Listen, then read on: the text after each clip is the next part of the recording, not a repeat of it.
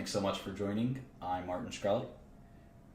I've uploaded all the relevant files to the share drive. If you don't know where that is, there'll be a bunch of links in the description box and message box as we speak.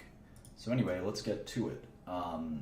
We've left off, maybe I'll do a quick review of kind of where we've been.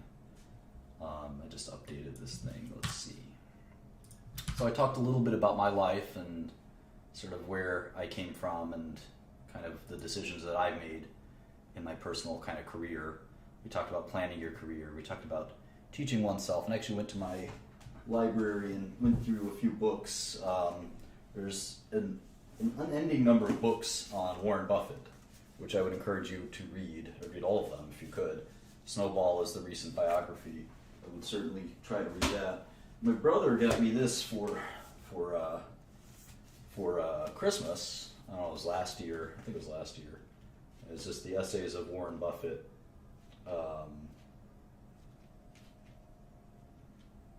Which I don't think are the letters themselves. They're different essays. So you may want to read those. Then I have a couple of other books. Two great hedge fund managers, Julian Robertson and Michael Steinhardt. There are books about these guys that I don't think they're great books. They're not going to win any literary prizes, but they're certainly not terrible to read if you want to learn more about great equities investors over the years. Those are two of the great equities investors over the years. Anyway,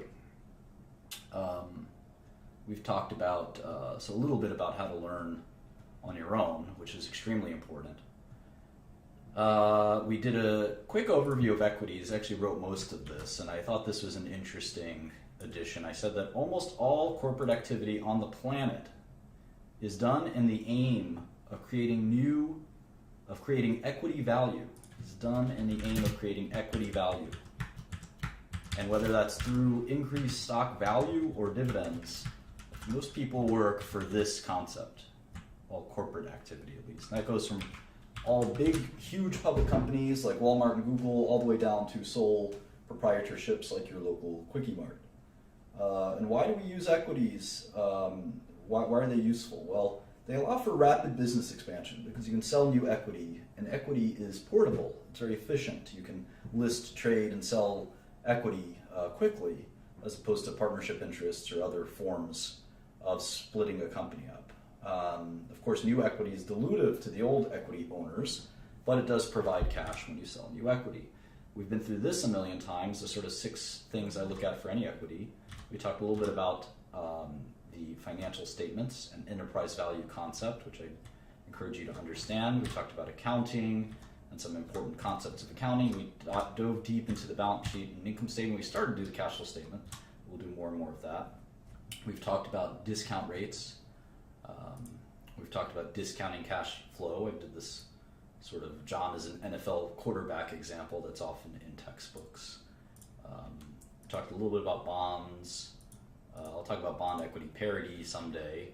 We started to do a little bit of fundamental research. We talked about your expectations when it comes to fundamental research. I'm going to talk a little bit more about fundamental research and forecasting. We'll talk about that. And then I wanted to sort of introduce a new topic, which we'll go through briefly before we get back to our regularly scheduled programming.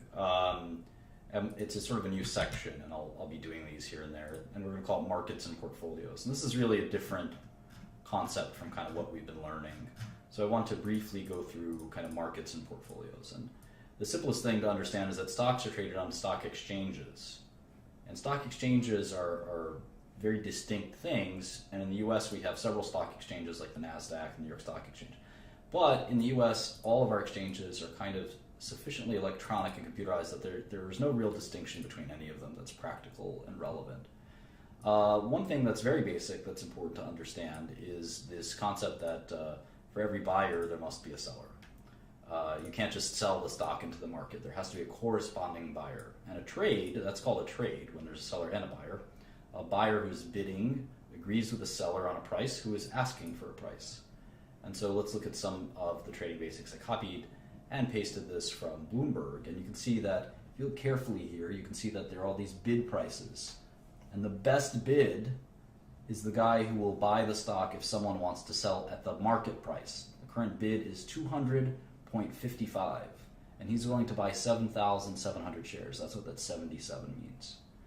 So he's willing to buy 7,700 shares at $200 a share. How much money is that? Let's see. 200.55. It's about $1.5 million. So there's somebody out there right now willing to buy $1.5 million of this stock called SPY. And correspondingly, there's someone willing to sell 6,700 shares at 200.6. And this is even after the market's closed. That's about $1.5 million that they're willing to sell. And that's after the market's closed. So this is a very liquid security. This is maybe the most liquid security there is. We talked about beta last time. This is a correlation coefficient to the market. It's sort of like an R-squared value, if you're familiar with that in math. So all of these are important to know. In fact, you should know every single one of the little things listed on this sheet. And again, this has been uploaded to the share drive. Now let's talk about funds. Well, funds are things that fund managers create. And what they are is a collection of stocks. And we call that collection of stocks a portfolio. And fund managers create these portfolios or funds to outperform each other. That sounds a little bit, I guess, competitive, and it is. You know, the goal is to have the best fund possible. And these funds just basically try to get the best performance possible. They want to buy the stocks that go up the most in any given year. There's two more or less general approaches to investing. You can either be a passive investor or an index investor. We'll talk about what an index is in a second. Or you can be an active investor. So a passive investor buys a predetermined portfolio of stocks according to a list or a metric. For example, the S&P 500 is a list that is publicly available, and there are a lot of S&P 500 passive index funds. Russell Midcap Index, they have a specific weighting for each public company. There's no one sitting there saying, I like this company more than that company. They just buy these stocks relative to certain predetermined numbers. Now, the rest of the investors out there are active managers, and they attempt to create their securities portfolios based on their skill. This often goes wrong. Most people cannot outperform the stock market, and I believe there's a good reason for that, which we'll talk about more in more advanced classes. Now, there's all kinds of funds. There's some funds that can short. There's some funds that can invest in private securities. There are funds that list their fund shares publicly. There's private partnership funds. There's all kinds of funds. And there's mutual funds, hedge funds, venture capital funds, private equity funds, just to name a few. There are many more than that. So how do you go about selecting a portfolio? Well, we spent a lot of time trying to value individual companies, and we'll continue to do that when we're done here. But there's several different strategies. One, for example, is this long versus short concept. And I think if you've watched these videos before, you understand that I'm a big fan of short selling. And I don't think that stocks go up over the long term, especially corrected for inflation and other dynamics, especially the sort of, I think, erroneous ways we calculate index fund returns. So we'll talk about that. I think it makes sense to neutralize the risk of beta. Stocks can go up for extended periods of time. For instance, we've been in a big uptrend. We've been in a big uptrend for many years now. You can see from 2008 to 2016, stocks have gone up. And you might ask yourself, how is that possible if there's a no arbitrage concept that we've talked about many times, that there can't be an arbitrage. There's no arbitrage. Why did the stock market track, in many ways, just sort of the trajectory of the economy? Why did that happen? Well, this was no ordinary recession in 2008. A lot of people felt a lot of fear in 2008 that there would be some systematic crumbling of all of capitalism in our economy. That didn't happen, so we got quite a nice recovery. And I think that just the passage of time has allowed earnings to reach record highs, and stocks have had to sort of catch up, if you will, since stocks have been pretty modestly valued for many years, if not almost 2 decades. And if you actually calculate this rate of return, which we did the other day, it barely, if at all, beats inflation, which is really, I think, remarkable. So the last 20 years, stocks haven't beaten inflation very well. So there's no free lunch, but there was a big correction in stock prices in 2008 that one could have taken advantage of conceptually. And I think that if you just had long stocks, you'd be very happy from '08 to 2016. There's no way to tell in 2007 that we're about to go into a bear market. And of course, if you only had short stocks up here, you'd be very happy. So my approach is to have both longs and shorts in equal amounts. I think there's a lot of misperceptions that shorts are riskier than longs, and I don't know that that's true.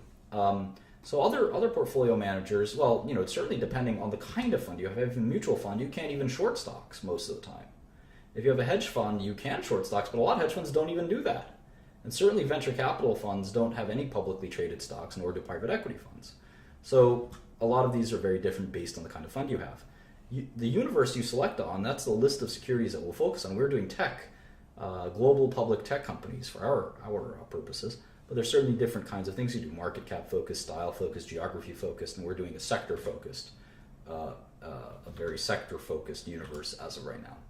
So we have a few rules, and one of them is that most stocks are fairly valued, and that's sort of a take on what people call the efficient market hypothesis, which is that stocks are efficiently priced. All market stocks in the stock market are efficiently priced because there's so many observers looking at stocks that they're always reasonably priced. And I don't know that that's true. I think most people disagree with the efficient market hypothesis, but my take on it is that most stocks are actually fairly valued. Most stocks. I think that for every 10 stocks you look at, 8 of them will be fairly valued. Maybe one will be overvalued and one will be undervalued. Concentration, diversification. This is something we kind of got cut off last time. A lot of people debate, it's been a debate that's gone on for decades, if not centuries, is how many stocks are optimal in a portfolio. Number of stocks. Another sort of key question is turnover. Should you be buying and selling every day, or every year, or how often? How often? Maybe I can write that in here somewhere. Turnover. We did universe somewhere else. Turnover and rate of return. We'll talk about that shortly. So anyway, with respect to the number of stocks, it's my opinion that you want as many as possible. And that's just a sort of a mathematical concept. Now, the problem with this hypothesis is that we're only human. And ideally, we'd study thousands of stocks and pick as many as we can to get diversification. We assume that there's going to be some error in our ways. So let's say there's 1,000 stocks. And again, according to my principle, let's say 800 will be fairly valued. So we're not going to look at those 800. There's going to be 200 that are not fairly valued. 100 will be longs, and 100 will be shorts. But we're not perfect. We're human. So we know that we're going to get some of these wrong. We're going to be long. There's a famous hedge fund manager right now his biggest long is, I think, called Valiant, and he's been wrong. He's long and wrong. Valiant has gone down a lot, but it's his biggest long. And he's also had a short that's gone up quite a bit. I think it's called Herbalife. I don't know a lot about the situation, but I think that's what's happening. And so in any event, sometimes you get it wrong.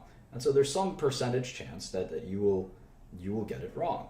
And that's why I think you want to minimize that percentage chance impacting you. For instance, if the percentage chance that you're going to get something wrong is 60-40, which is pretty good. 60% of the time you're going to be right, 40% you're going to lose and be wrong, win-loss. Well, if you have 6 stocks that you're long, do you know what the probability is that even though you're pretty good because you're 60-40, what is the chance that you will get it wrong several times in a row? In fact, what is the chance that you'll get all 6 stocks wrong? I think it's 0.4 to the 6th power, if I'm not mistaken. And that's not an impossibly small number. It's pretty small. It's less than 1% chance. But that means that you get every single one of them wrong. And I think that's somewhat intolerable given that you have 60% chance. Now let's say, and remember, for every one you get wrong, you kind of cancel out one that you got right. So all you need to do to mess up your portfolio is have 4 winners, or let's say, 3 winners and 3 losers, and you make no money. So at best, 4 winners and 2 losers is sort of is in fact quite possible. In fact, it's sort of almost likely. In fact, I think if you do the math right. there's a good chance, I'm not doing my statistics very well here, but there's a good chance, there's definitely a good chance that you're going to have a lot of things wrong. So you want to maximize the kind of spread by maximizing the number of stocks in your long portfolio. And I'll do the math someday. I sort of conjured this idea on the fly, so let me go back and do the math on that whole thing. So in any event, you definitely want to have as many stocks as possible. The problem is most people are, this is a technical term you may not be familiar with, lazy. Most people don't want to look at 1,000 stocks. Most people don't want to spend their weekends looking at stocks, their nights looking at stocks. Most people want to sit there and have a couple of stocks, and they don't want to research them day and night, and that's part of being a fund manager. There are many, in fact, most fund managers, I'd say, work very hard, but there are plenty that don't, and there are plenty that think they work hard and they don't as well. So I think that there's kind of this complacency and laziness that permeates the industry, most industries. That's why the people that work the hardest seem to do the best. So anyway, having 100 great long ideas and 100 great short ideas is a lot of work, but it's not impossible if you have a decent-sized team. Now, having said that, there's some theory that when you concentrate your bets, you have a better chance of making more money, and I'm not sure that's true. In fact, some of the highest returning funds are not concentrated at all. A good example from history were two hedge funds called Renaissance. Renaissance is still in business. And the other one is called Steinhardt. And these funds were notoriously diversified, and they made a lot of money. They'd have literally 100 to 1,000 positions at any given time. Then there's concentrated funds that have done very well as well. Concentrated funds, and I don't know if I can give a few examples, but Buffett's early days, he was concentrated. He's no longer very concentrated, but Buffett's early portfolios were very concentrated. There's a mutual fund called Sequoia, which is very concentrated and has done very well. So there's plenty of people that have made money on both and lost money on both. You can be diversified and lose money as well. It's harder. It definitely is harder. And you can certainly be concentrated on one or two positions and get lucky and make money for a short period of time. So in any event, I believe in diversification with the understanding that there's a natural limitation to how much work one person or one team of people can do. So there's a lot of debates on that, and we'll talk about that more and more over time. One of the things that you have to understand about investing that many people don't is you don't have to invest if you don't have good investment ideas. And I think this is actually what's wrong with hedge funds and mutual funds and other types of funds, that no one forces you to make a bet, or at least they shouldn't. Some investors and investment managers feel like they're forced. They actually feel like they have to come up with great new stock ideas all the time. And sometimes there just aren't any. And you don't lose anything by not betting. And there's a lot of great investors like Buffett and like Seth Klarman and others who have done very well by just kind of waiting. So turnover, how fast should you change the stocks in your portfolio? This is a great question. I get this question a lot. People say, how often do you want to hold a stock for? And I say, for as little time as possible. Why is that? Well, it's the sort of opportunity cost of money concept. If I buy a stock for $10 and I think it's worth $20, they say, well, how long do you want to hold that stock for? And the answer is as little as possible. As fast as I can get a return, the better. If this is going to take 5 years, I can do the rate of return on that. Let's see, 5 years minus 10 plus 20. That's a 15% return. That's pretty good. If it's going to take 10 years, well, that's a 7% return. That's not that exciting. What if it took 1 year? Well, that's a 100% return, right? How about half a year? Half a year would be better. That's a 300% rate of return. Now note, I'm not making 300%. This is a 100% return. But if I'm making it in 6 months, and this is a 300% so-called IRR, internal rate of return. And that's an important concept that we're going to go to. Internal rate of return. And this is a really interesting concept. So let's say for long term, I think it's going to go from 10 to 20, and it's going to take 2 years. 2 years. Let me do this math again. Now let's say that's a 41% rate of return, which would be amongst the best fund managers of all time. I like my stocks when they perform that way. But let's say I bought the stock at 10 and it was $12. It was $12 2 weeks later. There's 52 weeks in a year, right? So that's 0.038 years later. 0.038 of a year later. 2 weeks later. Right? 2 weeks later. What's my rate of return? It's actually 12,000%. It's 12,000%. Now, there's never been a hedge fund that's made 12,000%. But the point is that I'd much rather buy and sell a stock in 2 weeks and make 20%. Let's see, the IRR is 20%, is 12,000%. But the actual cash return, we'll call it, is only 20%. I'd much rather get this than that. Does anyone know why? The answer is not because the IRR is higher. What is it? What? But why exactly?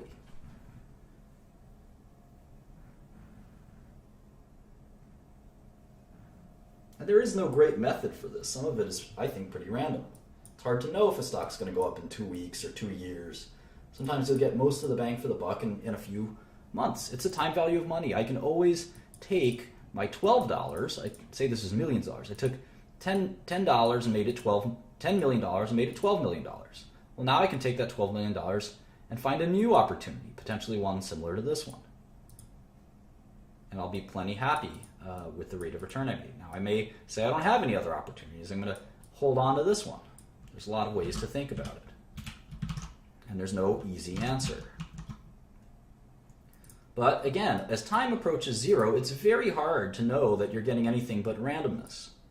You know, if someone told you that they could predict using fundamental analysis, the only kind of legitimate analysis without quantitative analysis, which we'll talk about some other time, if someone could tell you that they thought that from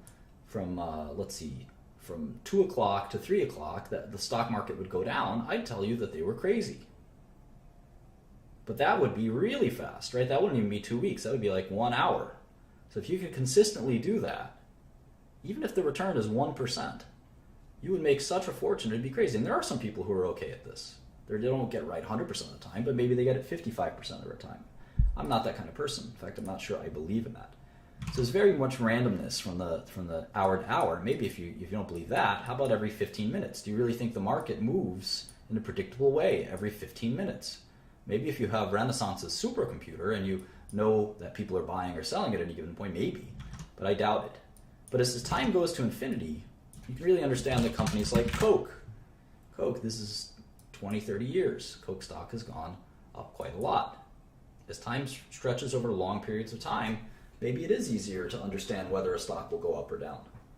So anyway, those are a couple of thoughts, and I'll keep developing these for you as we go on. And maybe what we'll do is we'll create a portfolio for ourselves, and we'll do that from the tech industry. So let's pick a tech stock that we can look at.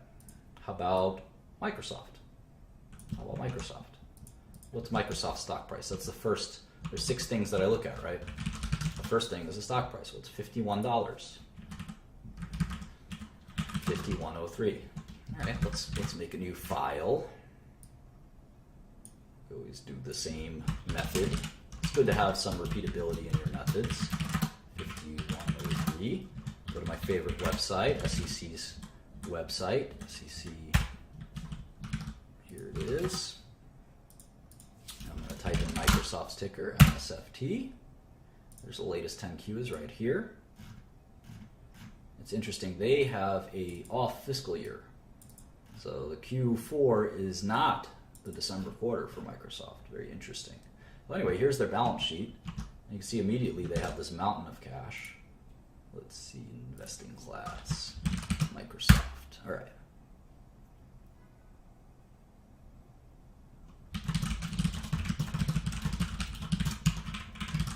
So they have, well, let's see. The first page of the 10Q tells us how many shares there are. There's 7.909 billion shares. And at one point, Bill Gates owned most of them. Bill Gates owned like 1 billion or 2 billion shares of Microsoft. Maybe he still does. Let's look on Bloomberg. Let's look on Bloomberg. Here he is. It's 200 million shares. of Microsoft. William Henry Gates III. That's about $10 billion roughly? I think there's other Microsoft shares he owns that aren't listed here. Anyway, that's $404 billion, 79.9. That's the value of Microsoft, or their market cap. How about cash? I spied some cash here. Let's see. Plus 785, plus 95,455. That's 100 billion right off the bat. There's equity and other investments of 11,514, so that's 111 billion.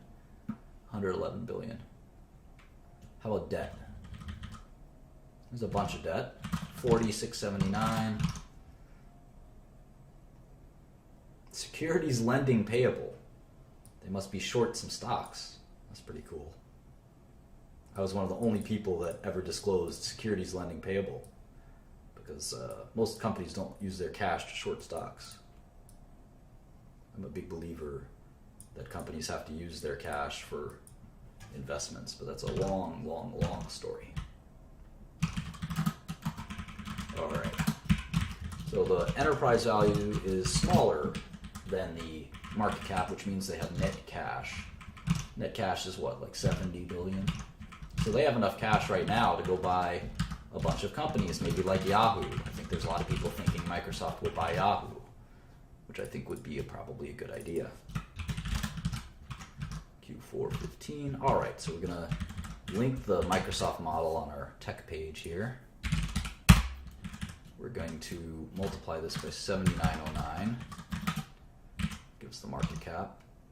And then we're going to put down the net cash.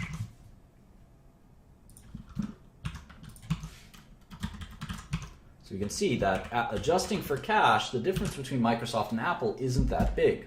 Companies are actually worth somewhat similar. One is 330, one is 420. It's pretty close in terms of the enterprise value. The market cap value is quite different. That's kind of interesting, I think. It's always fun to see stuff like that and know stuff like that. Anyway, let's take a look at Microsoft's actual business.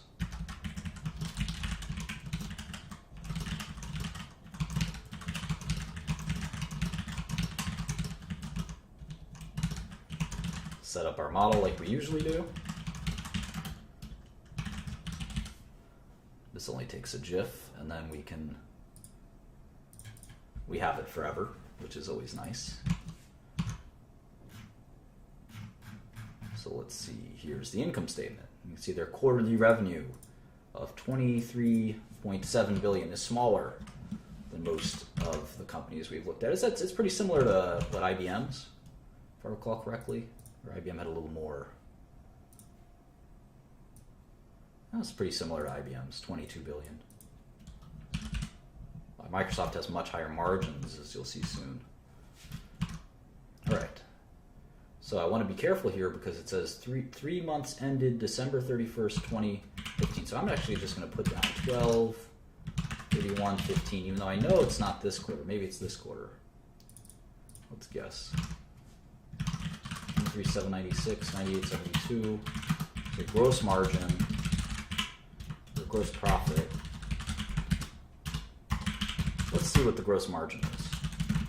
Is that about a little lower than I thought? It used to be very, very high, but I think because they sell Xbox and other Surface and stuff like that, their margins are lower than they've ever been. All right, what else? Research and development. Microsoft has always spent a fortune in research, and it's never really been productive. It doesn't make any sense to me. General administrative, sales and marketing, research and development. Microsoft spends so much money in research and development, they almost never have anything to show for it. Sales and marketing, of course, are the advertisements Microsoft makes and the sales force they have. And general administrative are things like their headquarters costs, legal costs, all kinds of things like that. CEO salary that goes into general and administrative. So you can see their operating margin is a little healthier than most companies. 25%. How about interest? Interest is usually interest in other income. Microsoft usually has positive interest income. It's interesting that they don't, no pun intended. Taxes. I always like to look at the tax rate, see who's paying the most taxes. Microsoft is paying 15% taxes. How fair is that? You know, it'd be nice if I could pay 15% taxes. Or any of us, really, right? All right. You know, what's cool about finance is all of the lines are the same for every company, more or less. And the cool thing about Excel, I know a lot of you have been asking for some like Excel shortcuts and stuff like that, so I'll teach you a little bit. One of the things that you have to keep in mind is that the Control key, the Shift key, the Alt key, those are your friends. When you combine them with other keystrokes, you can, for instance, Control left and right allow me to it just forwards you to the next cell. That's important. Control up down, same thing. And using the number pad on the right of your keyboards are useful. So I'll occasionally give you some hints like that, but it doesn't matter if you can do this in 5 minutes or 20 minutes. It doesn't make a difference. Understanding it is more important. Don't confuse rapidity with understanding. Two very different things. So interesting to see that Microsoft, for instance, see that Microsoft's revenue declined. Their revenue declined.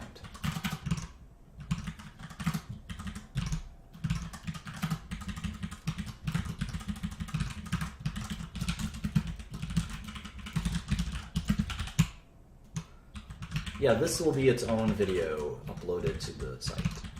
So Microsoft's revenue declined 10%. Now remember, so did IBM's. And IBM explained to us that it was the currencies. It was the currency's fault. The euro fell so much that they had to have a decline in revenue. I'm sure Microsoft has a similar story, so we're going to have to keep our eye on that. We see that in pharmaceuticals as well. Every industry has been impacted. Every global company has been impacted by the euro's decline.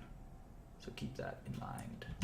All right, now we're going to do something that we don't usually do. We're going to put in the balance sheet after we put in the income statement. So we're just going to do cash, accounts receivable, all of our classic balance sheet items. So let's see, 102,640 in cash. Well, we're going to include investments. So it's going to be 11,514 million. All right, cool. Accounts receivable, this is cash that your customers owe you, delinquent customers. They're not really delinquent, they just haven't paid you yet. Because you typically give your customers 30 days or so to pay you. And then the majestic property, plant, and equipment, very important. These are assets that are usable over 1 year time. Usable in more than 1 year. Very important, property, plant, and equipment. We know that these are very difficult to account for sometimes. They cause all kinds of craziness for accountants. Goodwill and intangibles, we've talked about a little bit. So we're done with the asset side here. It's 180 billion in assets. Let's go to the liability side. 6936 for accounts payable. Here's the debt, 3750, 4679. Accrued compensation. Taxes, deferred revenue. Lots of software companies have deferred revenue. We talked about deferred revenue as being cash that, you've delivered, you've gotten paid, but you have not yet delivered the product. You have not yet delivered the product to the customer. And this happens quite a bit in software, believe it or not. It's crazy. Securities lending payable, 6442, 6447. And deferred income taxes and other long term. I think we're done.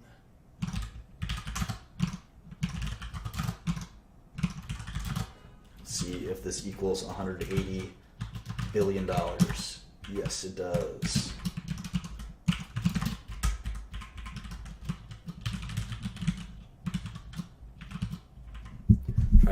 Try to move the keyboard a little bit. I'm sorry that it's so loud.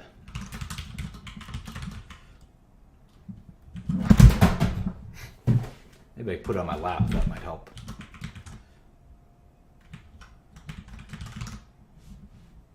$6447. What's 6447? Other.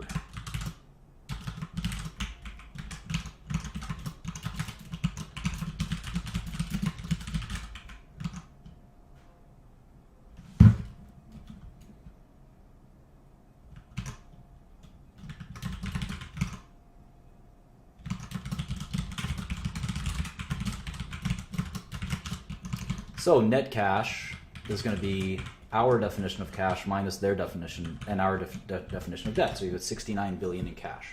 We're going to forecast their cash balance from here on out. So that's going to be pretty important. Here's their 10Q before this one. Same concept. Except this is the 3 months ended September 30th. And this is their 1Q. This is their 1Q. So this was their 10, this is their 2Q. I'll move all these over. Microsoft is kind of weird like that. I don't know why. In the old days, there were a lot of kind of companies that had their calendar year end on 9/30. There's a lot of legacy reasons for that. So anyway, there's that. And we're just going to copy and paste everything, which makes our job a lot easier.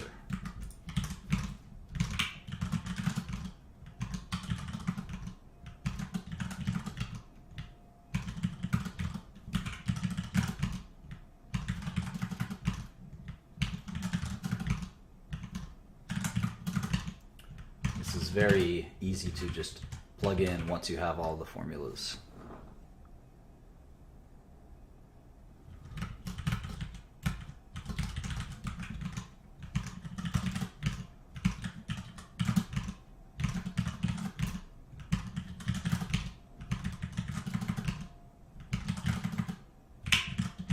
And again, I would encourage you to make your own models for companies that you're interested in.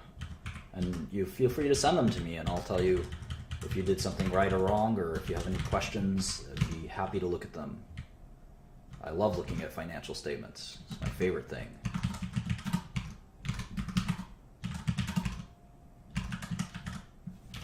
We'll be done with this in a jiff. Maybe I'll make it even faster if I do this. Hang on.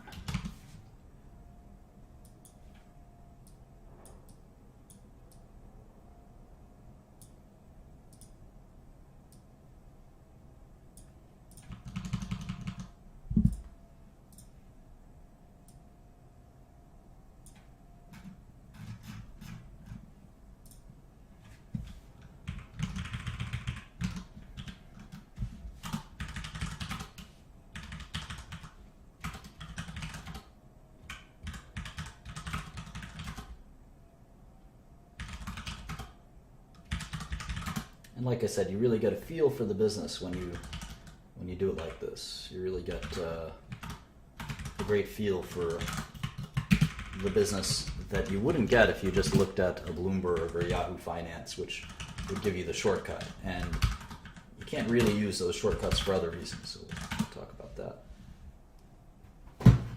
Ooh. Looks like Microsoft took on a bunch of debt. I know they bought Nokia's. They bought one of Nokia's businesses a little while back. That might have been why. Maybe not. I don't know. We'll investigate that later.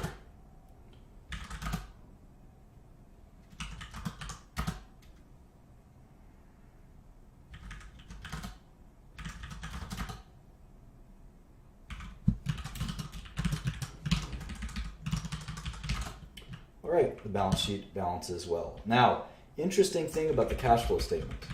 Cash flow statement, most companies report it, unlike the income statement, they report it on an accrual basis. I'll show you what that means. So let's go to the cash flow statement. Typically we do our model net income and reported net income.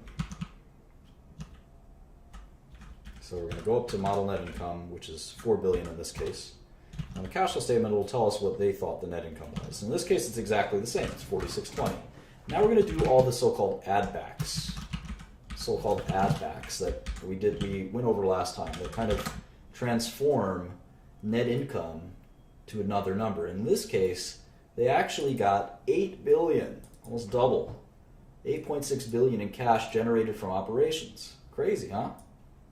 Even though they reported net income on the income statement of 4.6 billion. One of the things to know about cash flow statements is that they reflect the reality that business operations are smoothed out when you look at the net income line. The cash flow statement teaches you the the good, the bad, and the ugly. Sometimes it teaches you too much about how the cash moves on an annual basis. And there's some quarters in the business where you collect more cash. There's some quarters where you extend more cash. And that's a really important kind of concept.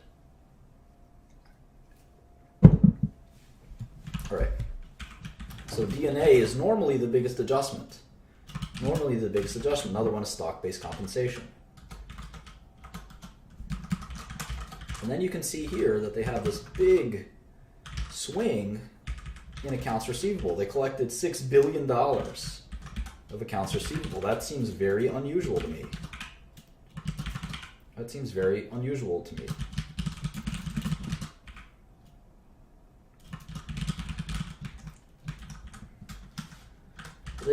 They did build inventory and other assets, so that partially neutralized it, but the total sum was a much larger cash flow from operations,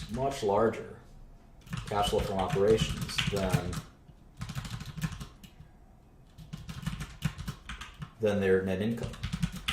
Now again, this I'm going to show you my method for sort of smoothing that out and understanding, without looking at the income statement, understanding kind of real cash changes to a business.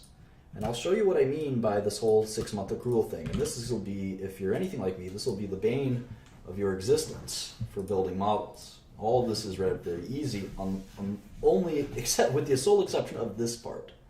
Now, thank God, Microsoft does this. They give you both lines.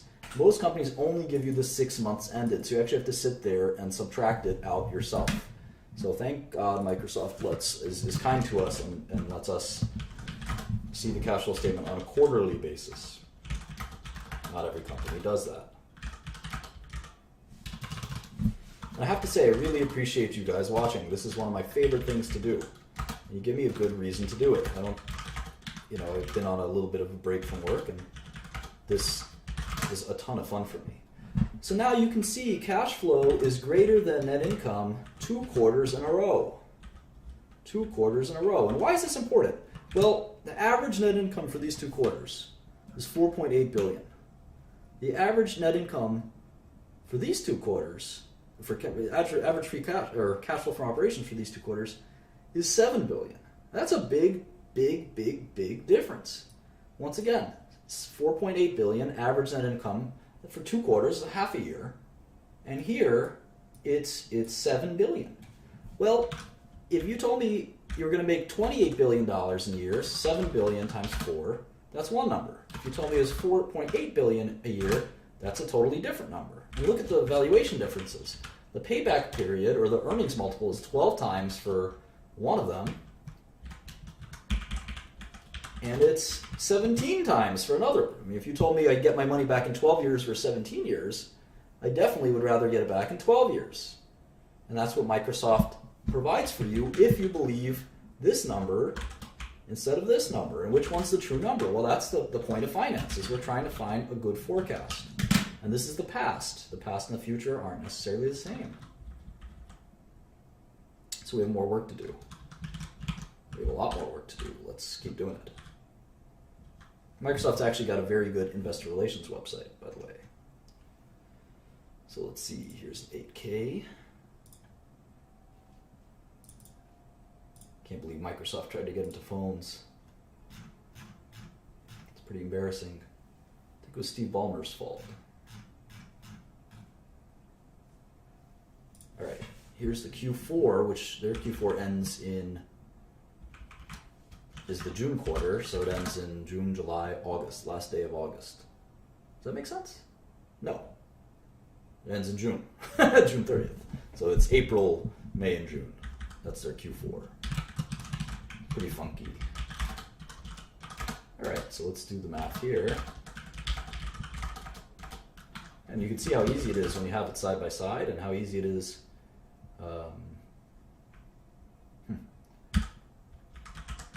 Now notice I'm excluding this impairment, integration, and restructuring because it's a non-cash charge. And I don't think they're going to have that every quarter, so I don't really care if they had it that quarter. Now, if they have lots of charges all the time, that's a different story.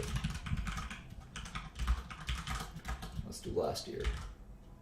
23, 382, 76, 33. It's like a video game, punching in these numbers. But there's a point to it. So now you can see the gross margin has declined. It was in the 60s, now it's 59. That's interesting. The rest of the operating margin has declined too. And meanwhile, it's not because low quality revenues have been added. Revenue's been declining as well. So it's a little bizarre. It's a little bizarre. Net cash went down by 3 billion here. Let's see. Even though they're profitable to the tune of 4 or 5 billion. Let's add another month or quarter of the balance sheet and see what happens.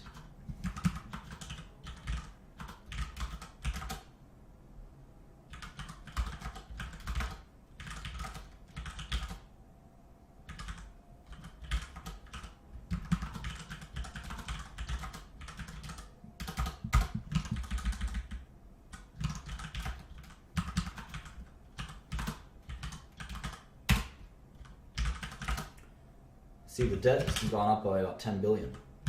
So I wonder what they spent that money on. Maybe dividends and buybacks and things like this.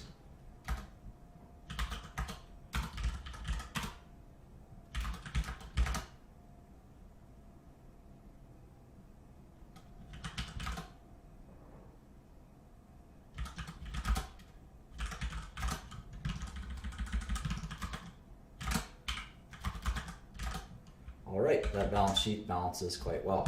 Now, because they do this cash flow statement, I would like to add it in here. Cash flow statement. I don't know why they start in net income. Oh, here we go.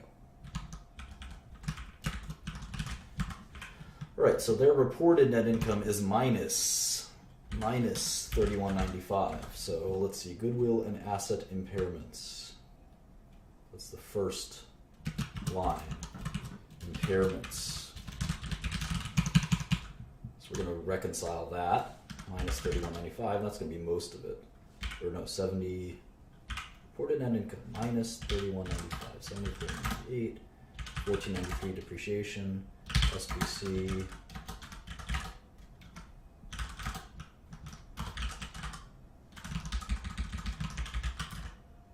Okay, and you can see here they extended a lot of credit to their customers.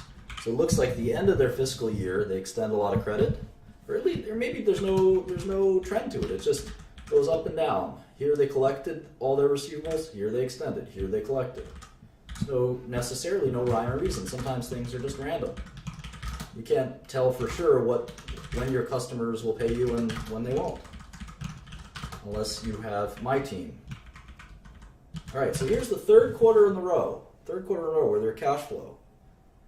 their cash flow is greater than their net income. So again, the average being 5 billion for net income and 7 billion quarterly cash flow for cash flow. That is a big difference. And again, we're dealing with that 7 billion number. They've been on track to make 28 billion a year, which is close to 10 times earnings, which is pretty cheap.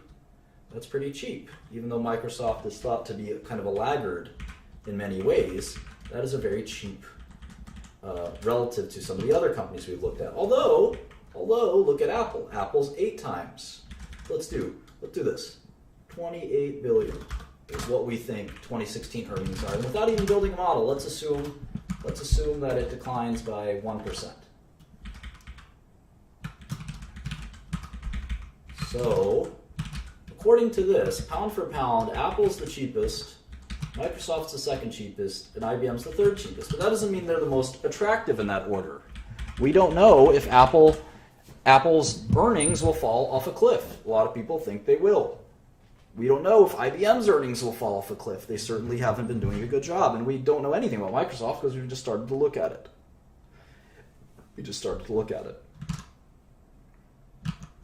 So let's keep doing that. We've got 3 quarters in our books. Let's do the last one.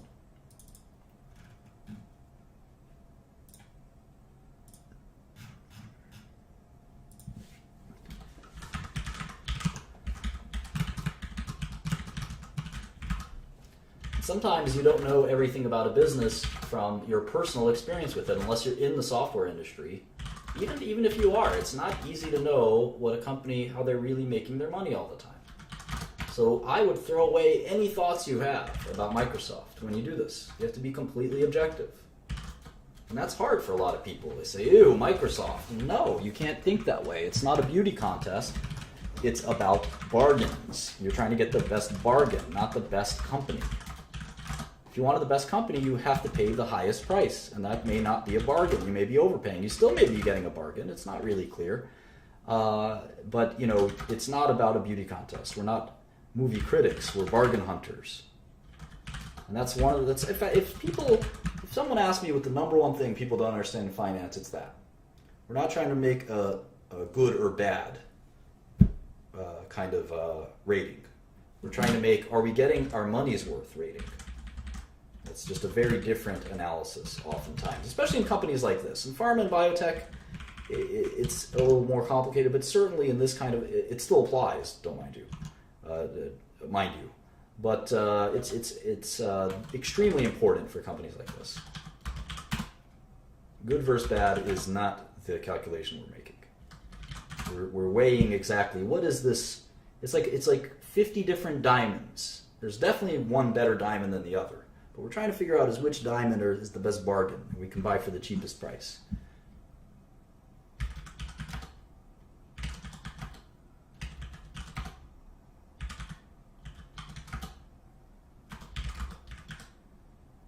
Of course, plugging and chugging, as we like to say, these numbers is a bit boring, but it's almost done.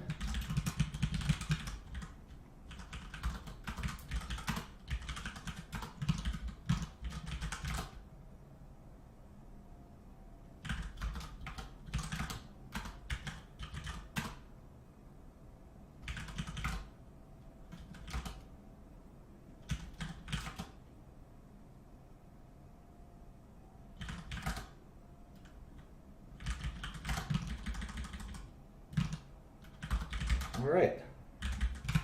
Now the last part of the cash flow statement.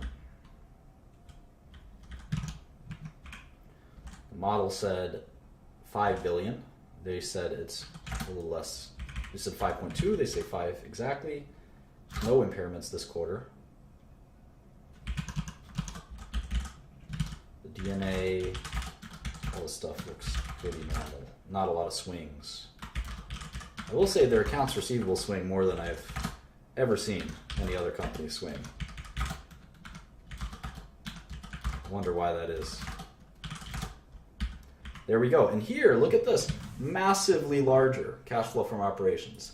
Massively larger. Massively larger. How about CapEx? I haven't been watching CapEx. Let's take a look at CapEx. I don't think cash flow from financing is that important, but let's look at CapEx. CapEx is additions to property and equipment in this case, $1391. So free cash flow, we have to subtract out these two, right?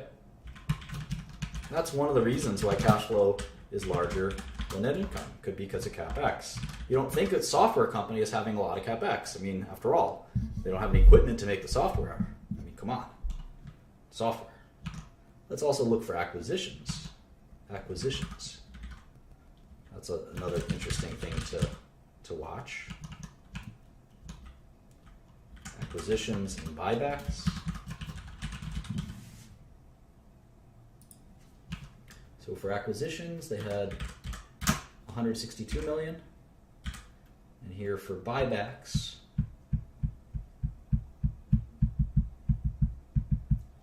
they had negative 536, another 5 million. You kind of trace where all their cash went. It's very important.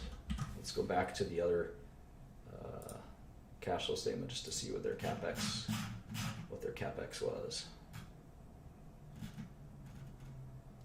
Well, we got their buybacks. Let's look at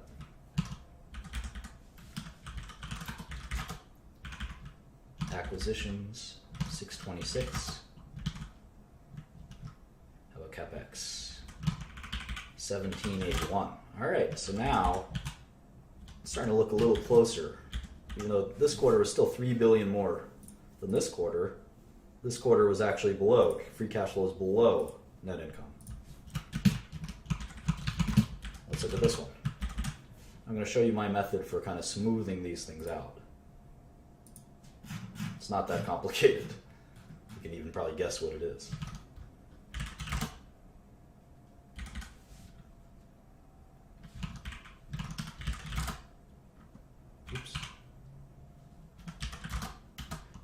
Microsoft hasn't really been acquiring a lot of things. Where's buybacks, common stock?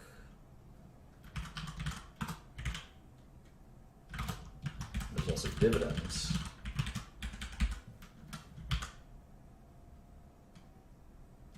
I'll make sure I didn't miss dividends some other quarter, but YOLO.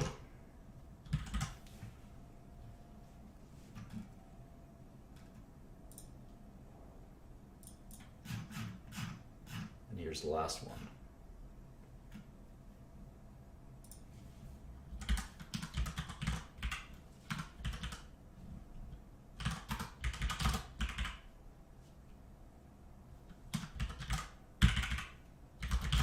Okay, so here's the free cash flow.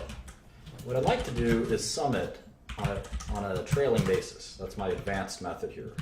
It's 12-month free cash flow. And if I do that with 12-month net income,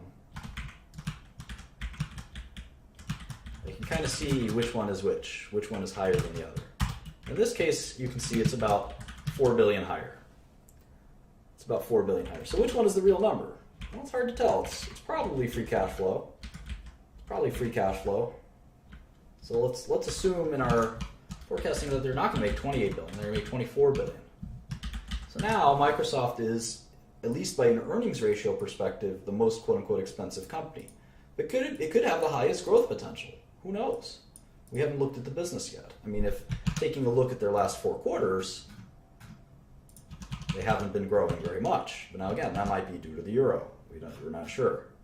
We got to look into that. I just want to make sure there weren't dividends I'm missing. I hate missing things. Let's go to one more time. Dividends. There we go. 24.96.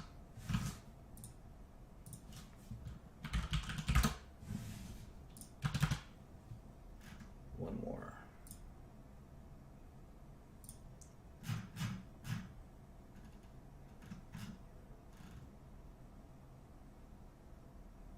$25.32.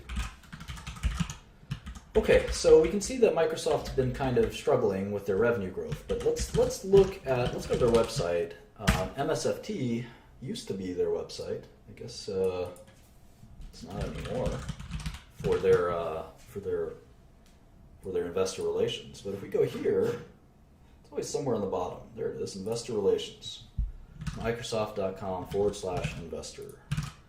And it's right here. Material, Microsoft Cloud strength highlights the second quarter results. And here's their new CEO. Go here.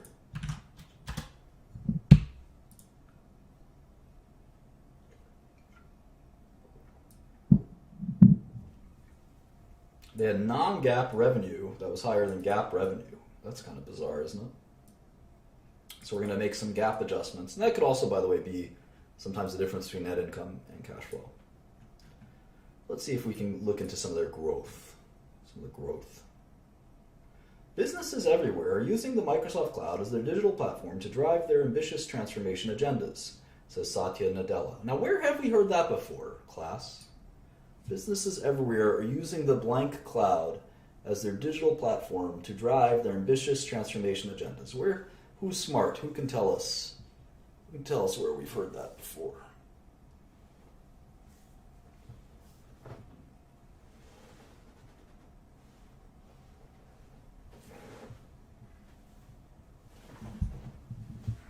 Yeah, IBM. Very good, Mr. Koopsta. I'm going to make you a moderator. Don't let me down. Don't let me down. Congratulations. Yeah, IBM said the same crap. IBM said the same crap last press release we read. Everyone's talking about how their cloud... Sorry, I have to get high. Everyone's talking about how their cloud business is growing. I'm just kidding. This is a saline solution. Sometimes my nose gets clogged.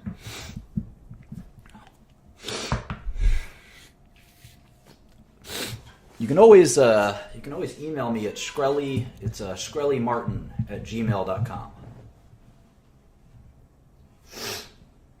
And Certainly, if you're a moderator, I'm gonna watch your models first.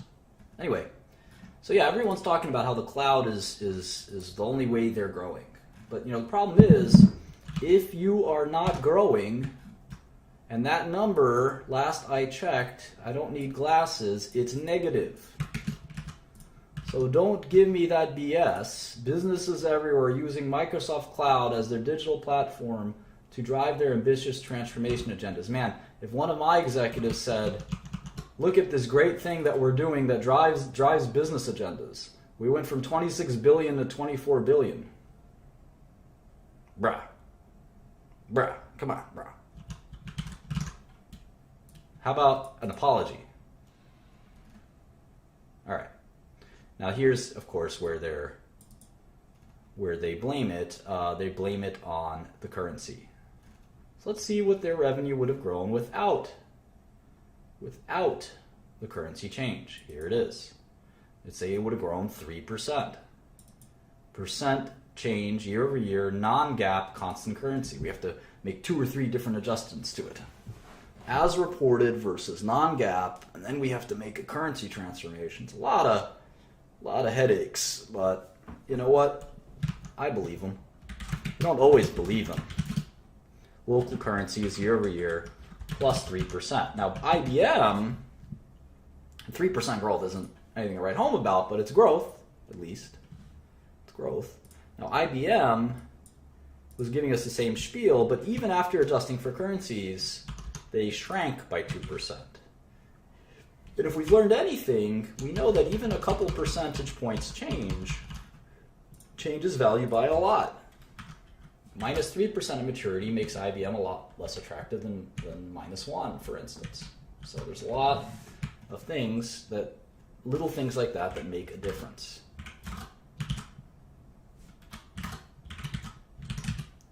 All right, let's go back to Microsoft. All right, so I guess they're in the cloud business as well. But let's go back to my method, which is I like to read every press release. Where can I do that? Home. All announcements, and there's ways to subscribe. Let me subscribe. Email alerts.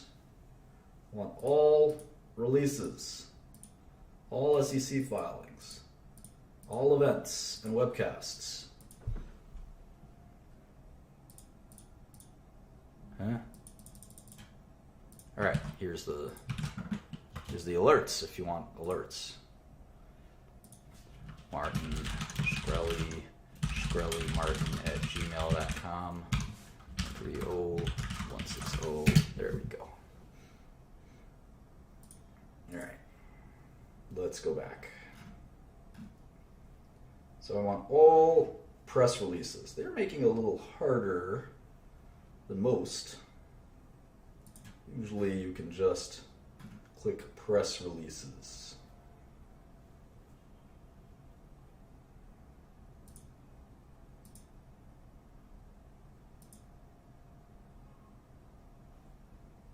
Pain in the neck. Well, let's read this release at the very least, from start to finish. Commercial cloud annualized revenue run rate exceeds 9.4 billion. Windows 10 active on over 200 million devices. So I'm going to write that down in this model. Windows 10 installed base. They're saying it's 200 million. Might as well track that. And you can always ask Microsoft to say, hey, where's your Windows installed base? And if they stop telling you, you know it's bad. It's a good trick. As a professional investor, at least.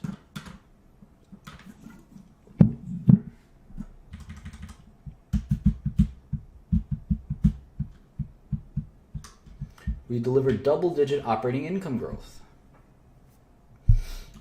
Revenue in productivity and business processes declined 2% and was up 5% with the following highlights. Office grew. And Office 365 grew by 70%. Wow. Office 365 consumer subscribers grew to 20.6 million. Wow. This is called Office 365. It's one of their Microsoft Office. I think I'm using it as we speak. Let's see. So they have this productivity and business processes, business segment. We call that segment. And what's the percentage of revenue? What's the percentage of revenue? It was 6.7 billion out of 25 billion, 25.6 billion. So what is that? 6.7 divided by 25.6 is 27% of their business is Office. So what's in that business segment? I guess we can write just contains Office. So 26% of Microsoft is Office. I bet you didn't know that. Bet you didn't know that because you're a noob. Noob, N-O-O-B. There we go. Right, Intelligent Cloud. That's their next business segment. Intelligent Cloud. And that is 6.3 billion. 6.3 billion. That was up 11%. That's 6.3 over 25.6. That's another 24%. I don't know anything about their intelligent cloud business. Oh, there it is. Azure. I've heard of Azure. I don't know a lot about it. Azure. They must be doing very well with Azure. I mean, it used to be, by the way, that Office was about half of Microsoft. Now it's down to a quarter. That's good. That's good. So we'll learn all about Azure. I'm curious what that is. We're going to have to learn a lot about it. I'm not a technologist, but I'm willing to learn. Server products and cloud services, Azure, server products, cloud services. All right, more personal computing, not even personal computing, more personal computing. It's kind of a silly name, isn't it? And this was 12.7 billion. So this is still their biggest business. And that's 50% of their business. So you can think of Microsoft in three parts. Personal computing, which is Windows, right? Windows. And that's the only business that's declining. Not a surprise, right? Growth, minus 2%. Intelligent Cloud, up 11%. Productivity up 5%. So personal computing is kind of the legacy, we like to say legacy business. And that has Windows, probably Xbox. And Xbox monthly is at 48 million people. Holy moly. Xbox Live, right?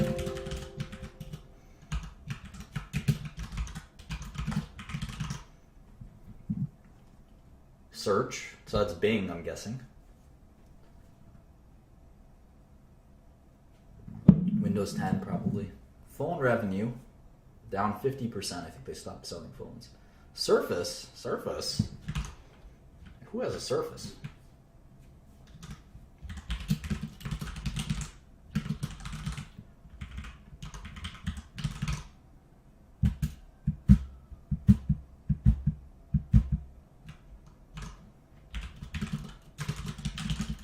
All right, so those are Microsoft's kind of core products.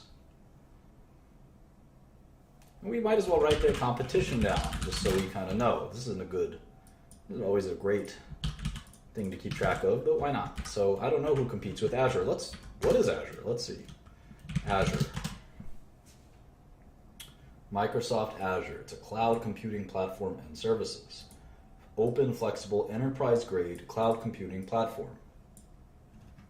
Move faster, do more, and save money with IaaS and PaaS. I wonder what that is.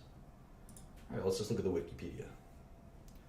PaaS, Platform as a Service. IaaS, Infrastructure as a Service. So this is probably a lot like AWS.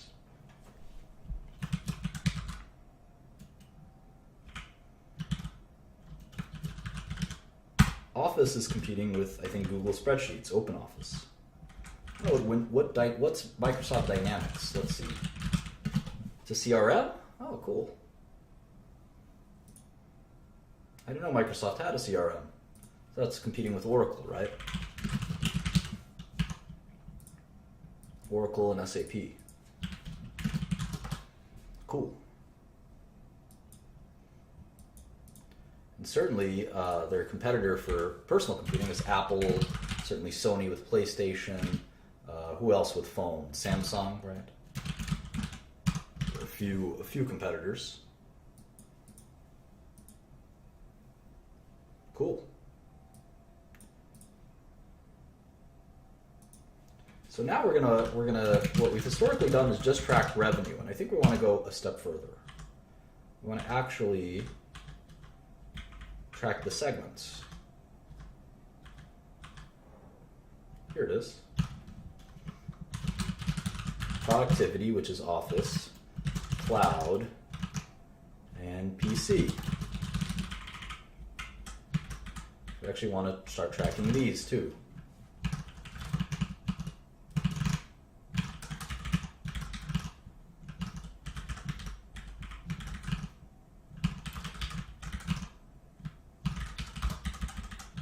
Problem is PC revenue is probably going to decline forever. It's only declining a few percent a year, but it's still painful.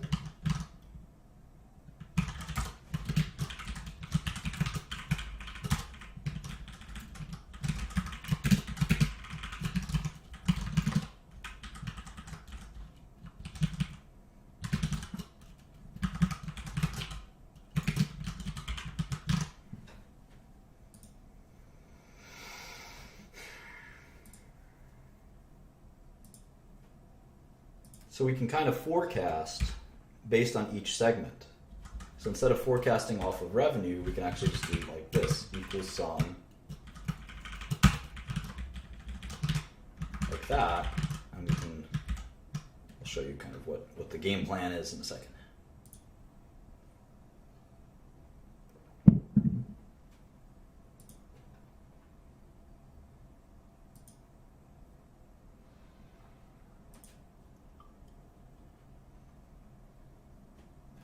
Kind of cool how they give these out, but I still want to read the press releases. Here we go. Here's the Q1.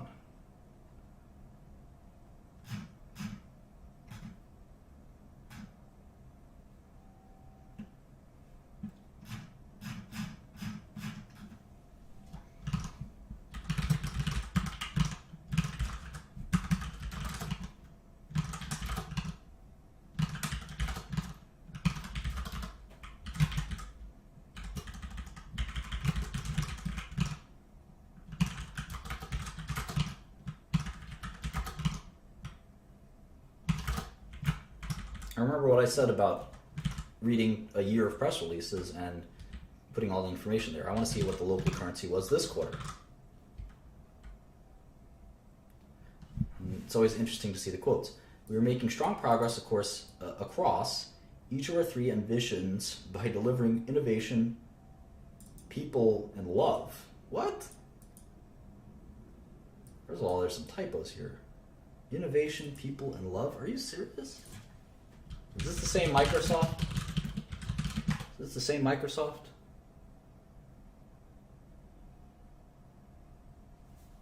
That doesn't sound right to me. Oh, innovation people love, like the innovation that people love. By delivering innovation that people love. I get it.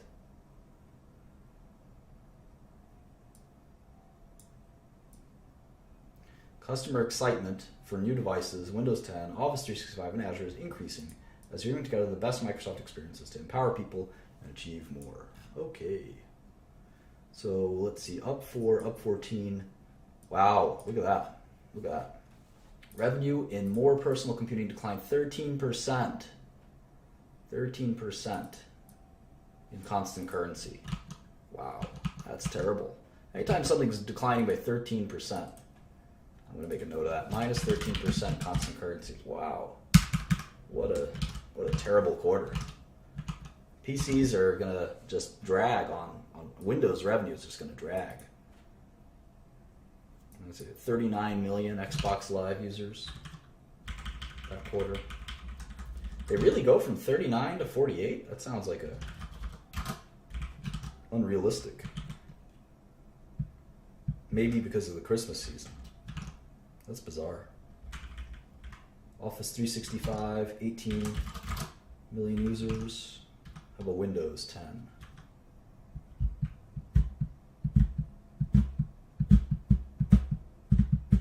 Maybe they don't give that out nearly as much.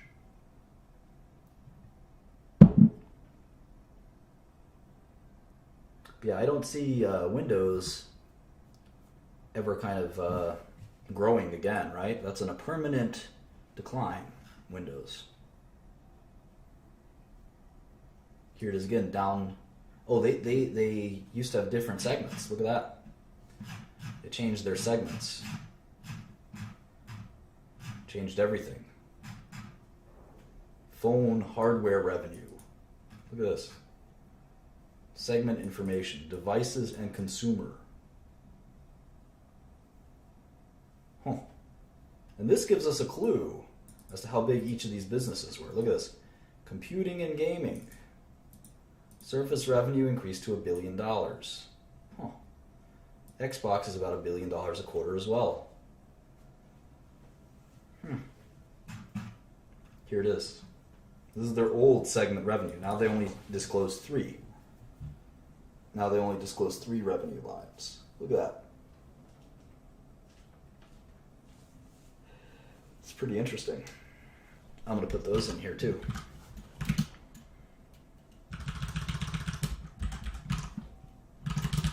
Devices and consumer licensing. These are pretty nondescript. I wonder what these are.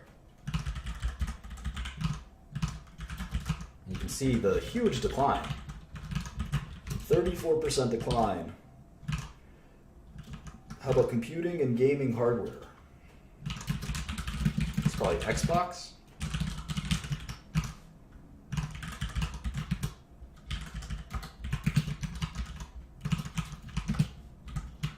I'm sure the Surface is fine. Phone hardware. That's easy. They kind of decided to get out of phones, I think. They tried their best. Didn't make sense. Devices and consumer other. That's probably the Surface, I think. It's kind of hard to tell. This must be Windows, commercial licensing.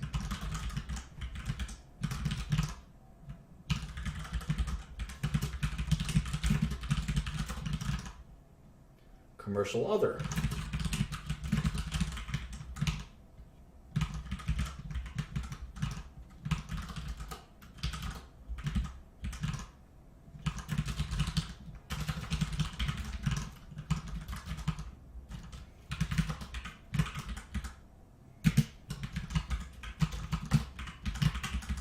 Just making sure they check out. 23,382, 22,180, good. All right, so this gives you a better picture. When they only have 3 business lines, it's all kind of cloudy, but I think they don't want to show these some of these growth rates are pretty embarrassing. I mean, 34% decline. I mean, look how much more volatile they are than these growth rates, which are very kind of staid. 6, 8, 35. Wait. I'm doing these quarterly. Let me do these annually. Is the only way to look at them, of course. -2, 5, and -5 compared to these, which are down 34%, up 44%, down 38%, up 31%, -7%, up 36%, all over the map. So let's see, devices and consumer licensing.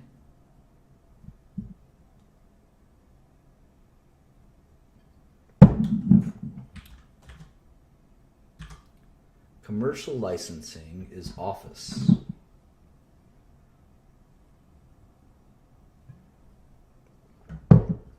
So devices and consumer licensing is Windows. This is so confusing. Maybe we leave it off here. We made a pretty nice model. So we can always go back to Microsoft later. We did an hour and a half on Microsoft. Let's try Facebook. Remember, our job is to sort of look at these cash flows. Maybe we'll do real quick on Microsoft. We'll do the long-term cash flow.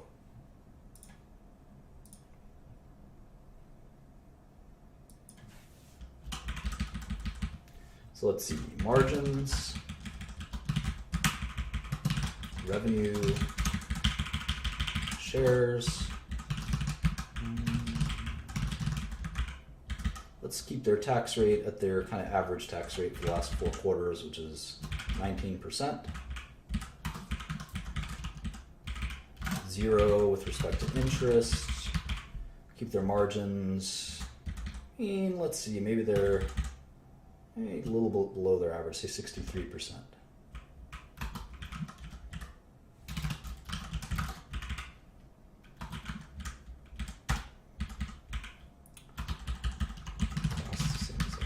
Okay. So now how about forecasting revenue?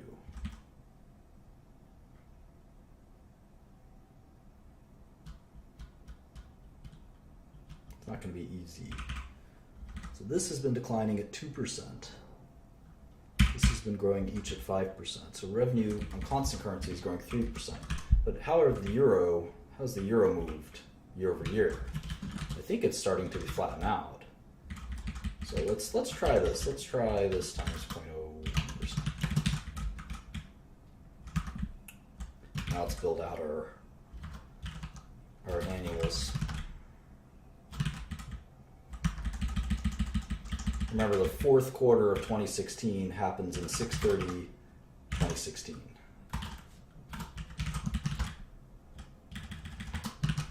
So just keep that in mind.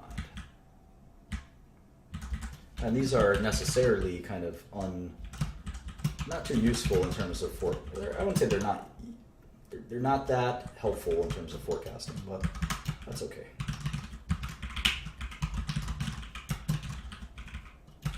They're not totally worthless, as we'll see in a second.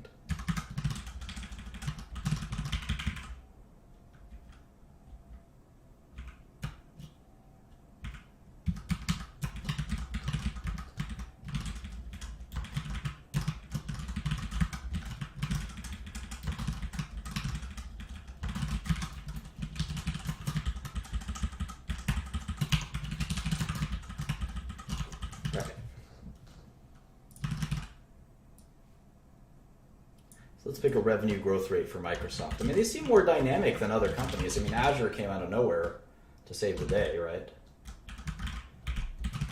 Let's imagine that they would grow 1% a year. Let's see if that's reasonable. How about gross margins? This is my method. It's kind of the most introspective method that I've seen in terms of trying to see what the market's thinking as well as what you're thinking.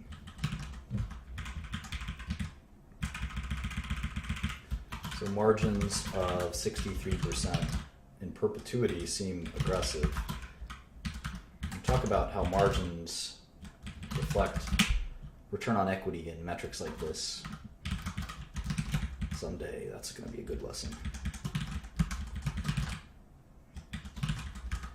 There's some theories that companies shouldn't have excess margins. All right, let's look at net cash as well. So Microsoft's cash profile will look something like this. We know we like to forecast cash and interest income based on yield. We call that, what, ROIC? Let's put in a placeholder of 1%. The company should be able to generate 1% cash, right? 1% returns. That's not too much to ask.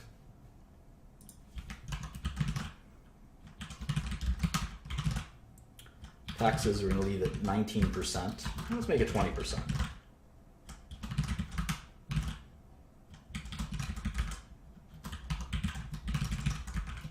Okay. All right, so we've got a rudimentary forecast for Microsoft. How about discount rate? I like the fact that they're so diversified. I mean, even they're more diversified than IBM. I mean, IBM is just a big fat consulting company. Microsoft has so many different products. I didn't know that. How about maturity? Let's assume they decline in maturity. I never like to assume companies grow in perpetuity. That seems like mistake to me.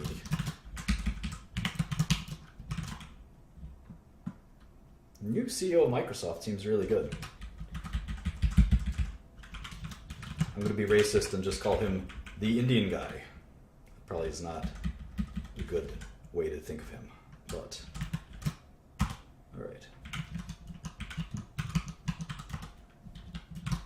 I have to add back, I'm not going to discount the 2016 earnings or 2017 earnings since we're getting those right away.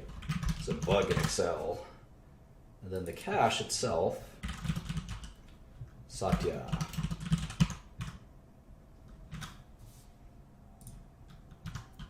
Right, so the cash itself, we get a value of 600 billion, which you know is a lot higher than the current stock price. So to me, of the three companies we've looked at thus far, I like Microsoft the most. I see, well, let's see, $78 a share. So it's 600 billion instead of 400 billion.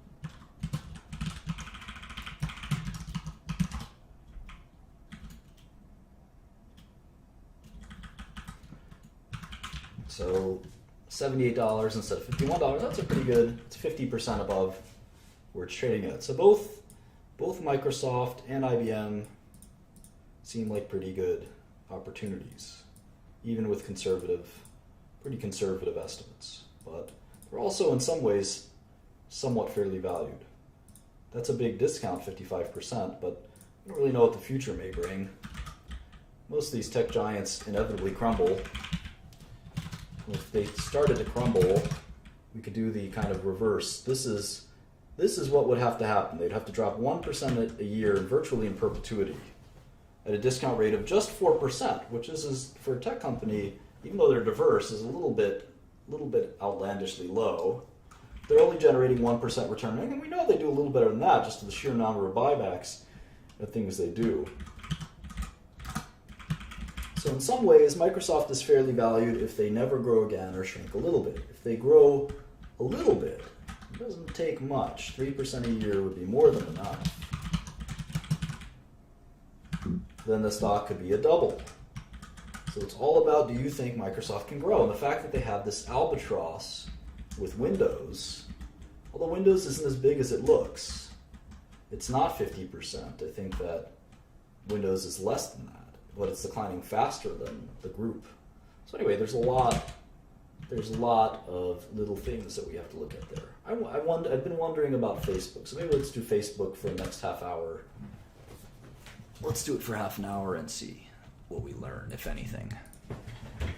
Not much to learn in half an hour, but maybe we get some basics.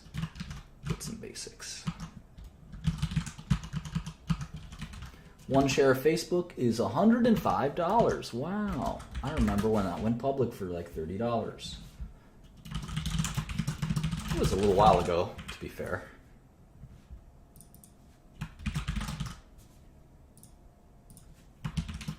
Facebook's ticker is just FB. That's like my ticker would be FU. All right. Enough of that.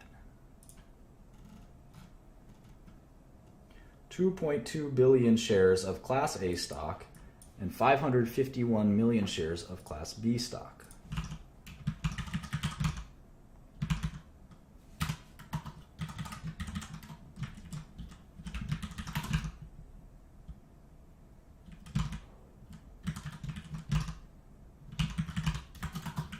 So their market cap is 300 billion. 2846.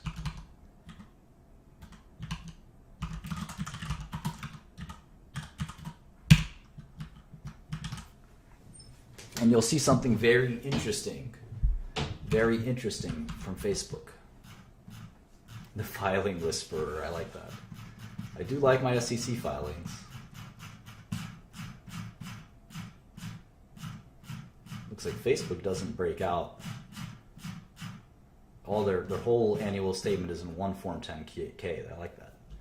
Look how little cash Facebook has compared to these other guys. Like they're a startup. They don't have any debt. That's the first time we've seen something like this. No debt. Pretty interesting, huh? Wait till you see the cash flow, though.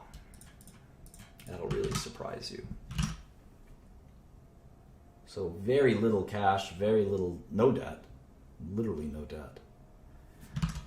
So 18,434 in net cash. So look at that. Facebook is almost as big as Microsoft. One business is, 30 years old, 40 years old? One business is 10 years old. Isn't that amazing? Isn't that amazing?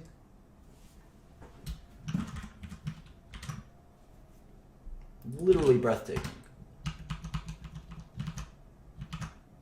Of course, I think Facebook's a short, but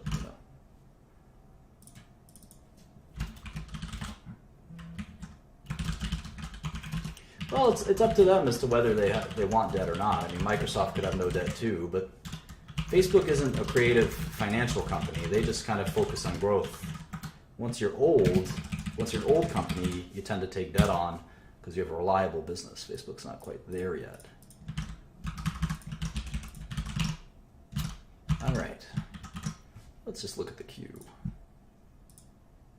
Facebook Inc.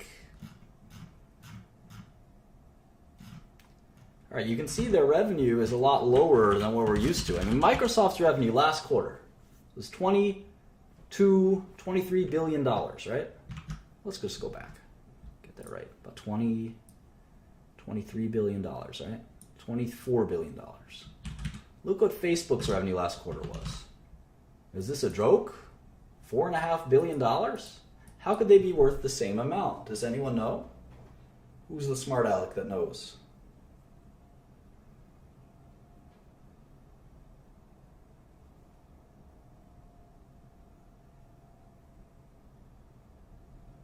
I mean, Microsoft literally has 5 times as much revenue. And look at the net income. It has nothing to do with margins. They didn't even make $1 billion last quarter. They didn't even make $1 billion last quarter. Microsoft made 10 billion, 5 billion last quarter. So Microsoft is making 5 times as much money as Facebook, but Facebook is worth the same amount. How is it possible? How is it possible? It is about growth. Akil is already a mod, so there's no way for me to mod him again. He's a super mod. It's one word answer, growth. Essa did a good job, and Nathaniel Flack, and let's see. I like this answer, it's overvalued. That's definitely true too. Shkreli the Great, Robert B. All of these were good answers. Maybe they shouldn't be worth the same. I like that. Exactly. It's definitely not split shares. It's not a user base. It's growth. It's growth. The hope is that one day they'll have more earnings, just as much or more earnings than Microsoft. Just as much isn't good enough. Because why would I want just as much 5 or 10 years from now? I need more. So let's look at that. Let's look at that. So we see these tech giants. Let's actually look at, let's make a column. 2016 revenue growth. Now let's abbreviate that, I guess, RG. Now let's plop all this in here. So Apple, 2016 revenue growth, we're estimating minus 2%. They've gotten so damn big, they can't grow anymore. Who ever thought we would say that about Apple? How about Microsoft? We're estimating 3%. No, 1%. 1%. Okay. How about IBM? I think we're estimating it to go down.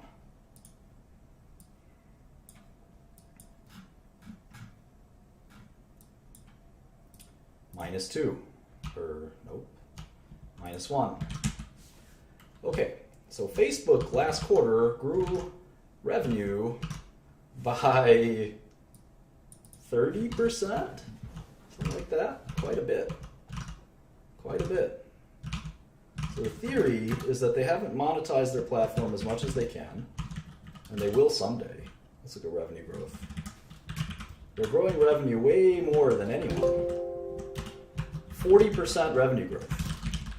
Yeah, the models are all saved on the share drive. Still, I must admit that I think it's overvalued.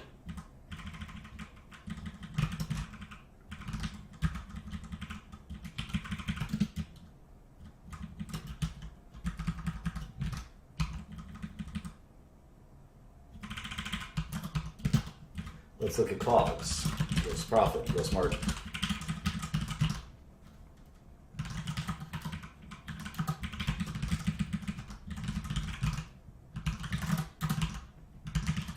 Research and development is their biggest cost. They probably don't even need to do any. That's another reason. We'll talk about that in a second. Actually, this will be a really good example. This will be a really good example for you guys.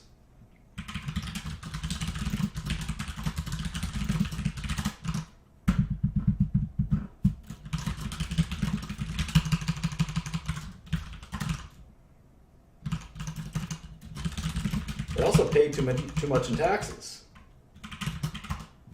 Look at that. They pay. It looks like they actually pay normal taxes. They don't do any tax dodging. That's insane. What's wrong with them? That'll change once they become a bigger business. Look at that. Who pays 37% taxes? Get out of here with that.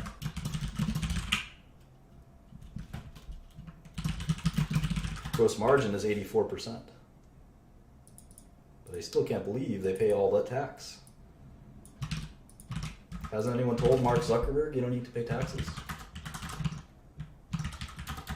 Why is he following the rules? This is crazy.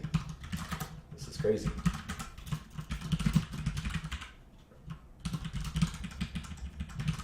%37 tax rate. Get out of here. 40% tax rate. Oh my God. All right. So let me show you why this is interesting. I'm gonna do something cool. This will be a great way to end the lesson. First, I'm going to add a couple more quarters. So I can't do it without a little more data. I'm going to focus almost exclusively on the income statement. And this, if I do this right, it should blow your mind. If I do this wrong, which I probably will, you'll just be confused. You'll probably just be confused.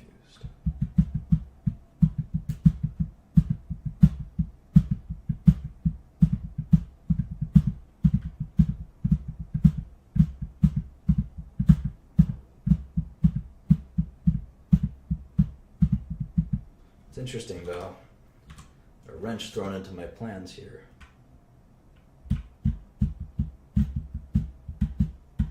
I want to adjust GAAP and non-GAAP because they have this big stock-based comp expenditure.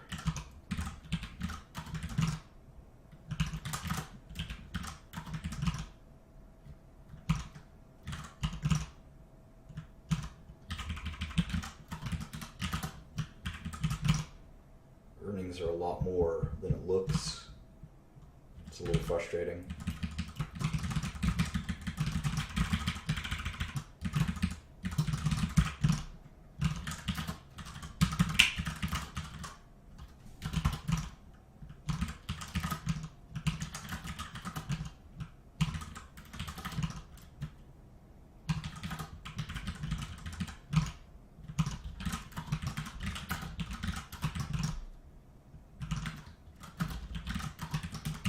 It's interesting. I think they have some Oculus. There's this weird deal with the Oculus guys that kind of screws their numbers up.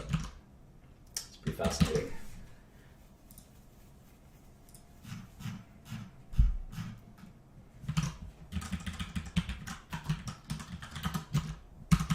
So Facebook maybe is making $1.5 billion a quarter. It's still far less than Microsoft's $5 or $6 billion, right? They have to triple their income to even get to Microsoft's level. And even then, Microsoft will be far more diverse than Facebook. It seems really unlikely that Facebook could possibly be valuable, be this valuable. But let's keep working. Work.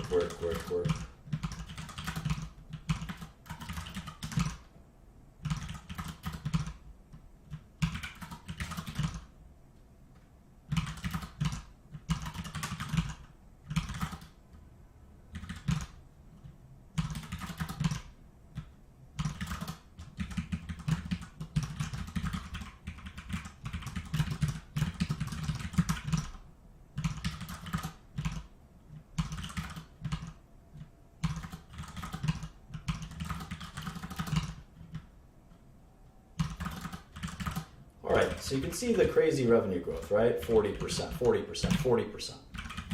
Companies like this are very hard to value, and Wall Street always gets it wrong. There's a reason. There's a reason. It's a little bit loco. I'm going to do my best to explain it. If we go a little over 10 o'clock, so be it. Super high growth companies are very hard to value. I know how to value them, believe it or not. I'm going to share some secrets here. Look at the quarter they had. $5 billion in revenue. It possibly even grew faster than this. It's crazy. They went from 40% growth to 50% growth. Usually growth slows down as you get bigger. Growth is only accelerating at Facebook. Totally nuts, huh?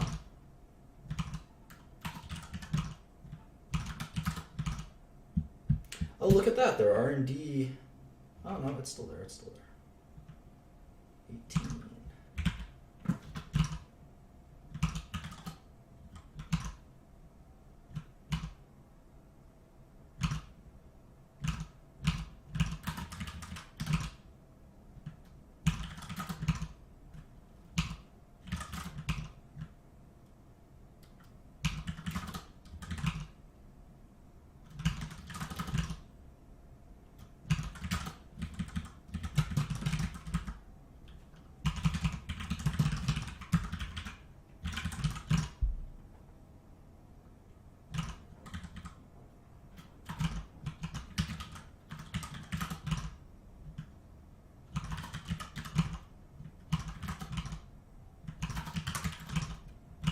Right.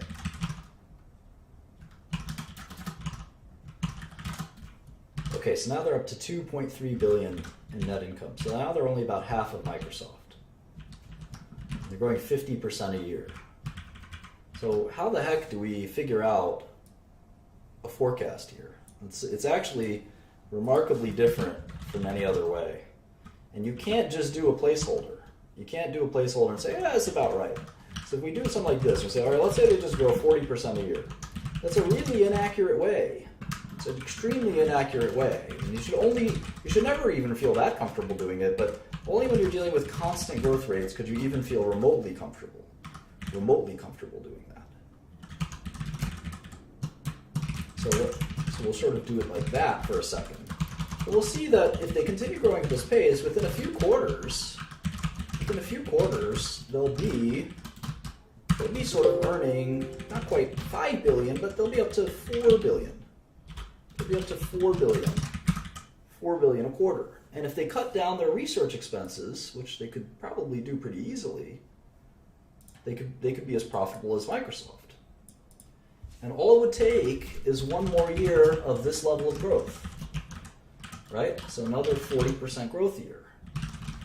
And they'd have, if they did that, even if they slow down to 30% growth, you'll see that their income would maybe even exceed Microsoft's.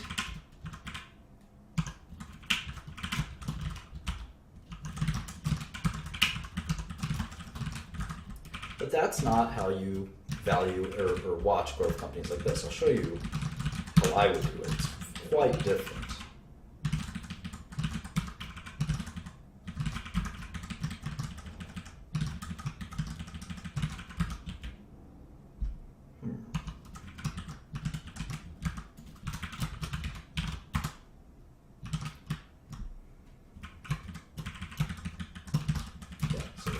Did the math.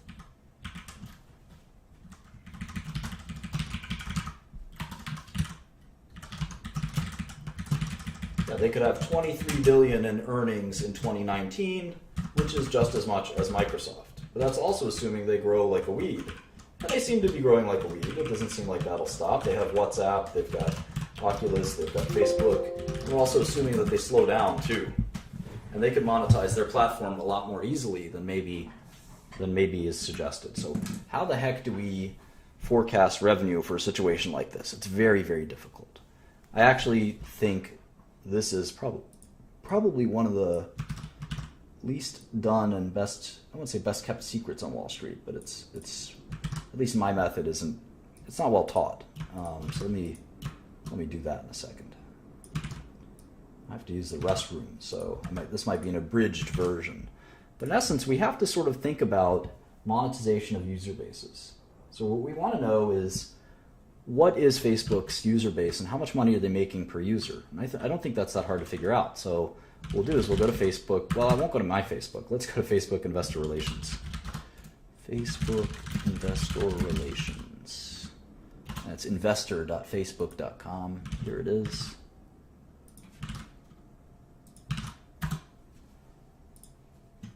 Financial press releases. Here we go. Reports fourth quarter results. They just did that. Okay.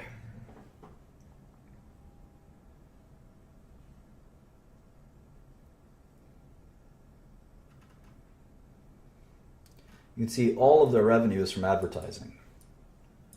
5.6 billion. Virtually every dime. Here it is. Daily active users. Daily active users, 1.04 billion. And you can see the growth of that was only 17%. Daily active users.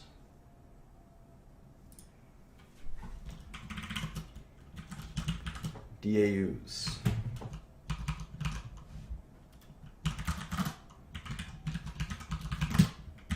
So if you take revenue divided by daily active users, they're making $5 per quarter on their daily active users. $5. That's per quarter. So annually, Facebook makes $22 off of you. Makes you feel kind of cheap, huh? $22. What does it cost? What does it cost to have cable? What does it cost to have cable? Well, it's more than $20 a year. It's probably what, $1,000 a year? More? And you probably would rather give up Facebook than cable. Or cable than Facebook, I should say. They're pretty close. Think about the value you receive in life. Value you receive in life from the things you like. Facebook makes you pay, they're basically asking you to pay $22.60. Cable, cell phone. In fact, a lot of people, the only reason we have cell phones is to go on Facebook, right? So if you think about this, Facebook is quite a good value. You don't pay for it. You pay for it by watching some ads, right?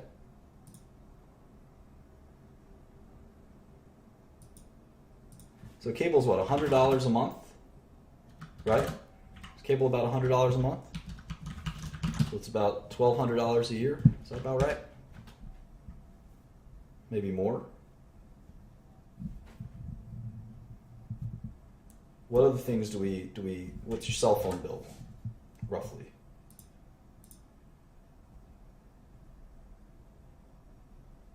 It's $5 per quarter. Cable's $30 a month for some of you guys. Your cell phone's $50. So Facebook was asking you to pay more.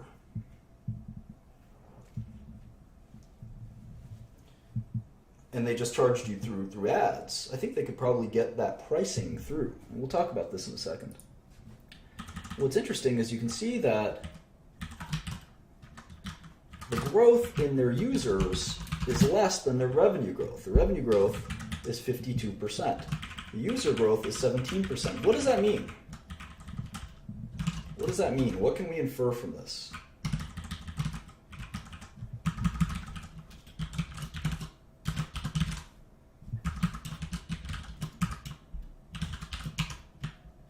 Average revenue per user.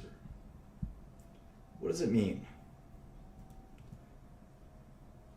Yeah, they're charging more per user. Exactly. You can see the ARPU grew.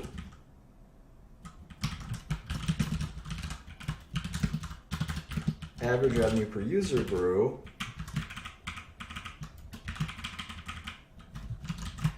30%.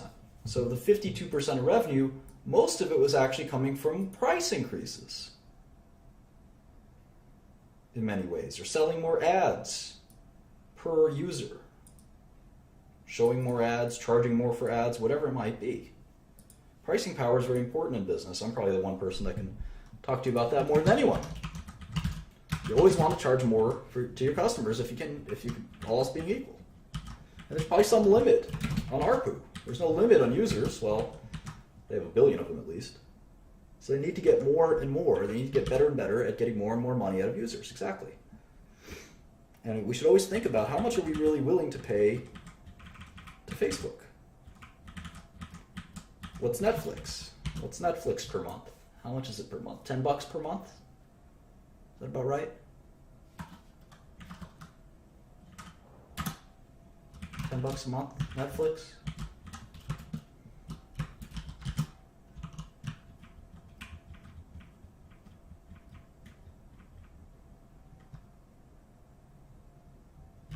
So Facebook is still a sixth of what Netflix costs in some ways. It almost feels like for Facebook that we should get it for free, right? It's just a way to think about it. So let's say, for argument's sake, this is going to be a little bit of a crazy analysis. So I'm not going to forecast using that just by saying, well, let me multiply this by 40% and then 30% and then 20%. That's a really dumb way to forecast anything. Let me instead say Facebook's not going to change a lot in average users. I think more or less that'll stay the same. More or less that'll stay the same.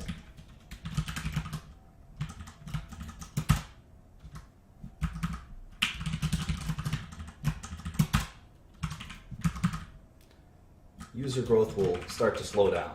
There's only so many people who want to be on Facebook, right?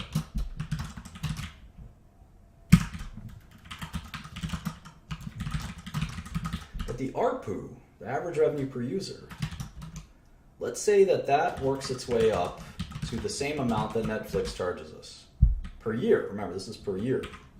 This is times 4. So Netflix is about $120 a year. Say by 2019, Facebook is taking out from your pocket, in essence, $120, which is the same amount that Netflix takes out of your pocket. Is that a good apples-to-apples comparison? I mean, Netflix lets you watch, movies, TV shows, unique content. Facebook is giving you unique content in another way. Lets you stay in touch with people. They're both pretty important. I think it's decent. So you have 1 billion users, except instead of paying you, I'm going to drive revenue with this. I get $128 billion. I get $128 billion. And here, they're making $70 billion. $70 billion. Do you think Netflix offers more comparison? I know they're different business models. They're definitely different business models. But the question is, which is more valuable? It's not crazy. It's not crazy. So let's say that's the case. And then let's say it starts to decline because all good things come to an end. Between then and 2030, it kind of declines. Maybe 5% a year, I don't know.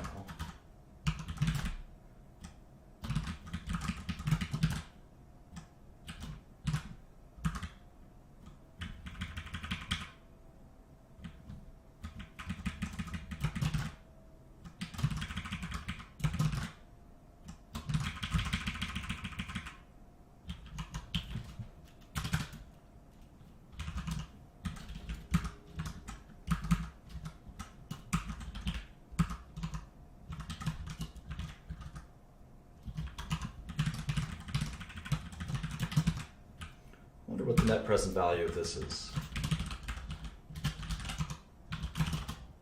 I'm going to put a really high discount rate, 8%.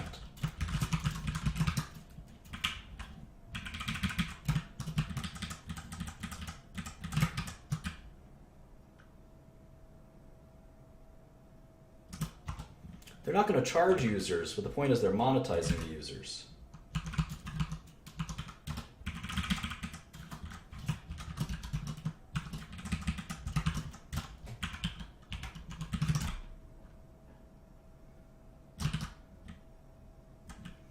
So if they can collect as much as Netflix collects out of their users, and then they decline from there, let's say they decline less fast, because I have them declining like really fast. I'm going to say hold that for a while. Well, the value of Facebook would be 600 or 700 billion dollars, which is way more than their current share price. And I'm not including, of course, anything. It's about double their current share price. I'm not including anything for kind of Oculus. Maybe a little bit of WhatsApp is in here, like these users, do they include WhatsApp or not, and how much can they monetize their users? It's unclear. And the question is, how much ads can the internet really sell? How much ads can the internet really sell? Google is competing with Facebook. Unless all ads go to the internet, there has to be some pressure for advertising as well. And we have to make a big, broad advertising model as well. But the point is that we don't just use the law of larger numbers, which is a temptation that I think we fall into quite a bit. The smarter thing to do is to try to use things like users and dollars per users to try to drive revenue and get a more sophisticated understanding of how to forecast revenue accurately. And so you see, I have mobile users, monthly active users is 1.6 billion. I think monthly active users are not nearly as valuable as dailies, obviously. I don't think they give out many other numbers like WhatsApp or what have you. But it's still a pretty interesting way to kind of forecast. And again, this is the first time we take our revenue as a function of two other variables. In the past, we've taken revenue as a function of last year's revenue multiplied by some other number. So there's a lot more we can do here. And again, I don't know that they can get, let's say they get to half of where Netflix is at in terms of customer monetization. And then they grow with just plain old inflation. This is still a business that will grow quite a bit faster than where they're at. Or the stock is actually very cheap.